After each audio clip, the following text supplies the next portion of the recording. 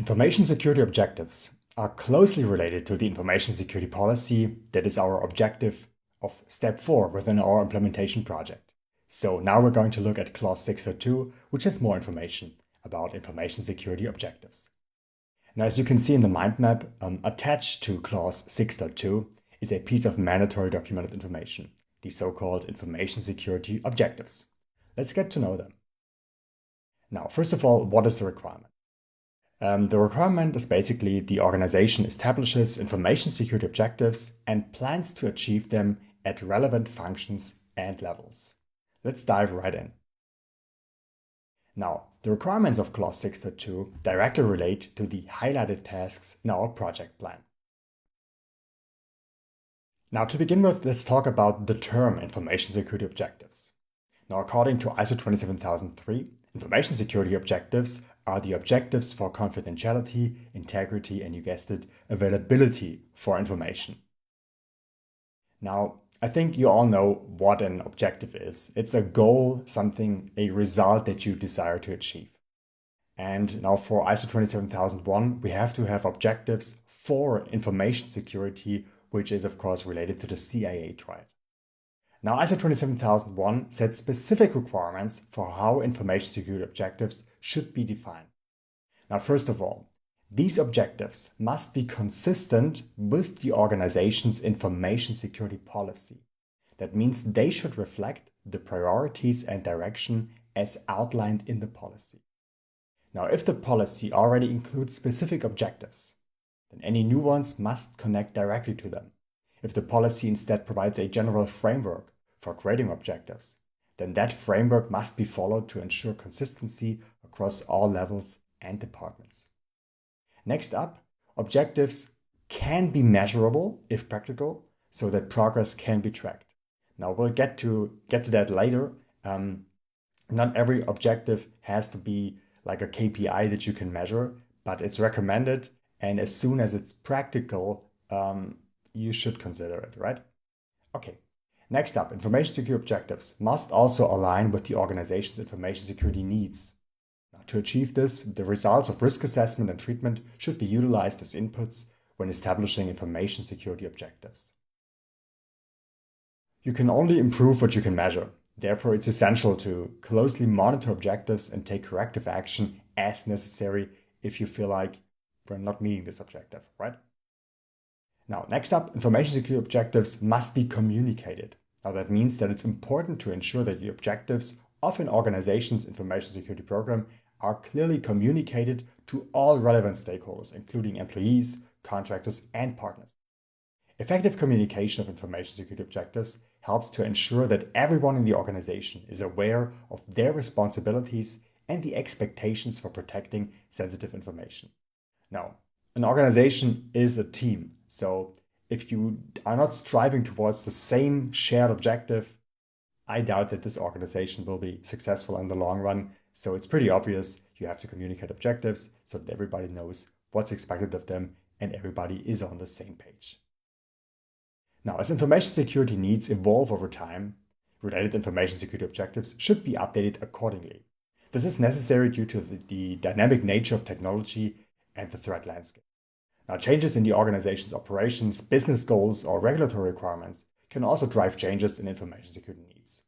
The updates to objectives should be communicated as necessary to internal but also external stakeholders as appropriate.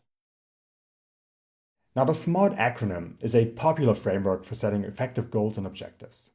SMART stands for specific, measurable, achievable, relevant, and timely. Now, what does it mean? Now, specific. Goals should be clearly defined and specific. Otherwise, you can't really make a plan to achieve them. They should be quantifiable and measurable, but they don't have to in case of information security objectives. And goals should be realistic and achievable. Goals should also be relevant to the organization's overall objectives. And they should have a clear deadline, aka they should be time-bound, as otherwise, it's hard to imagine that we actually reach an objective if we don't put a deadline to it and make people go for it, right? Okay, so using the SMART framework, can help to ensure that information security objectives are well defined, achievable, and aligned with an organization's overall business objectives. Now let's have a look at a few examples. Now the first example is to obtain ISO 27001 certification. This is a valid information security objective. It's one of these objectives that is hard to measure. I mean, it is measurable, but it's probably very binary. Either you have obtained it or you have not obtained it. So let's say if you want to achieve ISO 27001 certification by the end of next year, then this is an objective that has some ties to information security, as it's an ISMS standard. It has a deadline. You probably also assign an owner to it. Could be the CISO, for example. So could be a valid example for information security objectives that is not measurable. The next one, reduce mean time to detect incidents to 1 hour. That's also an information security objective. I mean, incidents can theoretically, or they will practically infringe with your confidentiality, integrity, and availability of information. It's something that you desire to achieve, and it will have a positive impact on your information security posture. So therefore, this is an example of a measurable information security objective. Now, protecting the confidentiality, integrity, and availability of company data is what I usually call in my audits the intergalactic objectives, which totally fine to have, but it's really hard to track progress towards these. So I would always accept such of these objectives, but they're not really measurable. So I would hopefully get to see some more detailed lower level objectives that help to achieve this intergalactic objective, if you will. And last but not least, ensure 90% of employees complete mandatory information security awareness training, which is also a measurable objective and therefore totally valid in terms of information security. Now it's worth mentioning that these objectives have some relationship with clause 9.1, in which we will talk about measuring and analyzing the ISMS performance. Now a KPI could be, for example, the completion rate of the awareness training. So just have a look at the fourth objective that we discussed. Now, the completion rate is just a number. It could be 0%, it could be 100%. Now, the 90% target value is an information security objective, but it's also a target value for the KPI of the completion rate of the awareness training. So therefore, we have a connection between 6.2 and 9.1, but more about that in the lecture about performance evaluation. Okay, as I already mentioned, you have to maintain documented information on the information security objectives. ISO 27001 requires organizations to retain documented information on them.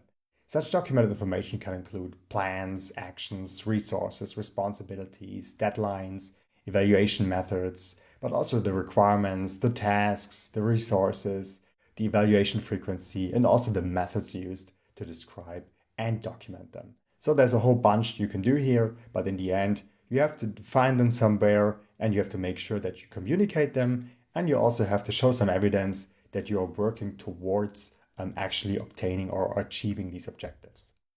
Now, an organization is of course free to use any methodology or approach it prefers when planning how to achieve its objectives. However, regardless of the method chosen, the planning process must cover a few essential elements. So the specific activities required to each objective should be clearly defined. You also have to allocate the necessary resources such as people, tools, budget, whatever you need in order to have a chance at least of achieving these objectives. You have to assign clear responsibilities for each task or activities, and you have to define timelines and milestones to track progress towards achieving these objectives. And you also have to determine some sort of evaluation methods, so including how and when progress will be measured to determine whether the objectives are being met or not. Now, these elements ensure that planning is not just theoretical, but actionable and measurable. And that's key to maintaining an effective ISMS. Now, this slide showcases a powerful project management plugin for a tool called Jira. And this is, of course, some sort of evidence that you can use to track progress towards your objectives, but it's not necessary to come up with something fancy like this. But of course, tools like them would be helpful in helping you demonstrate compliance with objectives and how to get there. Now, at the same time, by contrast to the previous slide, here is a simple Excel spreadsheet. It's a task list with some columns in which you can track information about objectives. Could be sufficient as well, as long as you make sure that the information is accurate and that you fulfill the requirements of clause 6.2 in combination with the policy. So, as always, you don't need to come up with a fancy, expensive solution. It's up to you how to implement these requirements, but it can get tricky and it can get a lot easier if you use dedicated tools for this.